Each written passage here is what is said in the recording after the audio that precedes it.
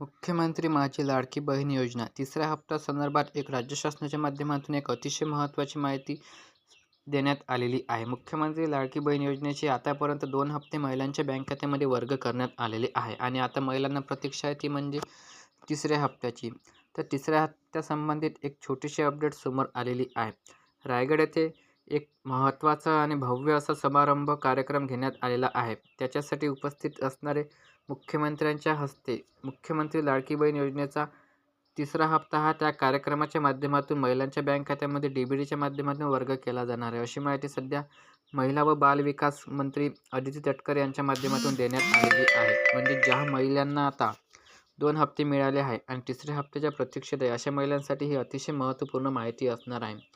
आणि ज्या महिलांना अद्यापही रुपया मिळाला नाही, म्हणजे ज्या महिलांना अद्यापही एकही हप्ता मिळाला नाही अशा महिलांना आता सरसकट 3 महिन्याचे पैसे मिळणार आहेत. म्हणजे त्यांना आता 4,500 रुपये 3 महिन्याचे पैसे एकत्रित त्यांच्या आधार लिंक असलेल्या बँक खात्यामध्ये DBTच्या माध्यमातून 29 सप्टेंबर रोजी जमा केले जाणार आहे. आणि ज्या महिलांना 2 हप्ते मिळाले आहे अशा महिलांना केवळ 1,500 रुपये त्यांच्या बँक खात्यामध्ये हे 29 तारखेला जमा केले जाणार आहे, अशी माहिती व बाल विकास मंत्री अदिती तटकरे यांच्या माध्यमातून देण्यात आलेली आहे. तर ही महिलांसाठी एक छोटीशी महत्त्वाची अपडेट होती. व्हिडिओ कसा वाटला कमेंट करून नक्कीच सांगा आणि असेच व्हिडिओ जाणून घेण्यासाठी चॅनलला सबस्क्राईब करायला विसरू नका. चला तर भेटूया पुढच्या व्हिडिओमध्ये. धन्यवाद.